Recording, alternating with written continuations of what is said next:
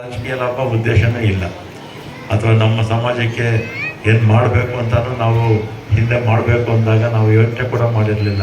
ಆದರೆ ಮುಖ್ಯಮಂತ್ರಿಗಳು ಬರ್ತಾರೆ ಅಂತೇಳಿ ಸುಮ್ಮನೆ ಬಂದು ಭಾಷಣ ಮಾಡಿ ಹೋಗಿ ಅಂತ ಹೇಳೋದ್ರ ಬದಲು ನಾವು ಬಂದಂಥ ಸಂದರ್ಭದಲ್ಲಿ ನಾವು ಮಾತಾಡಿ ನಮ್ಮ ಬೇಡಿಕೆ ಹೇಳುವಂಥ ಒಂದಷ್ಟು ಬೇಡಿಕೆಗಳನ್ನ ಕೊಟ್ವಿ. ಅದನ್ನೆಲ್ಲ ಕೂಡ ಈಡೇರಿಸಿದ್ರು. ಪ್ರಥಮ ಮುಖ್ಯಮಂತ್ರಿ ಯಾರು?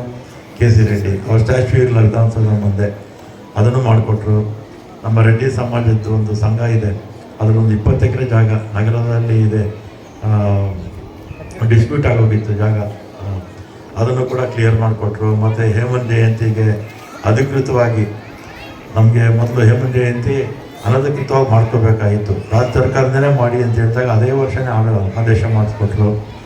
ಆಮೇಲೆ ಹೇಮಂತ್ ಜಯಂತಿ ಅಧಿಕೃತವಾಗಿ ಆಗಬೇಕು ಅಂದಾಗ ಅದನ್ನು ಕೂಡ ಮಾಡಿಕೊಟ್ರು. ಈಗ ಪ್ರತಿ ವರ್ಷ ಕೂಡ ಎಲ್ಲ ಕಡೆ ಕೂಡ ಮಾಡ್ತಾರೆ, ಜಿಲ್ಲಾ ಮಟ್ಟದಲ್ಲಿ ಎಲ್ಲ ಕಡೆ ಮಾಡ್ತಾರೆ. ಈ ರೀತಿ ನಮಗೆ ನಮ್ಮ ಸಮಾಜಕ್ಕೆ ಏನೇನು ಆಗಬೇಕು ಅದನ್ನೆಲ್ಲ ಕೂಡ ಅವತ್ತು ಬರೀ ಸಿದ್ದರಾಮಯ್ಯ ಒಬ್ಬರೇ ಬಂದಿರಲಿಲ್ಲ, ಯಡಿಯೂರಪ್ಪ ಅವರು ಬಂದಿದ್ದರು, ದೇವೇಗೌಡರು ಬಂದಿದ್ದರು.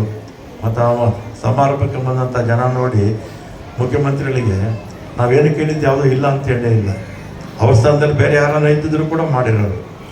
ಆದರೆ ಸಿದ್ದರಾಮಯ್ಯವರು ಅದೆಲ್ಲ ಕೂಡ ಮಾಡಿಕೊಟ್ರು. ಯಾಕಂದರೆ ಅವತ್ತು ಅಷ್ಟು ಜನ ಸೇರಿದ್ರು, ಒಗ್ಗಟ್ಟು ಹಂಗಿತ್ತು.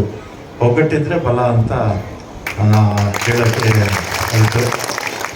ಇವತ್ತು ಅಷ್ಟೇ ನೀವು ಈ ಭಾಗದಲ್ಲೂ ಕೂಡ ಸಾಕಷ್ಟು ಇವತ್ತು ಹೇಮರೆಡ್ಡಿ ಮಲ್ಲಮ್ಮ ಮಂದಿರಗಳು ಕಟ್ತಾ ಇದ್ದೀರಾ, ಅದೇ ರೀತಿ ವೇಮನ ಮಂದಿರಗಳು ಕೂಡ ಕಟ್ತಾ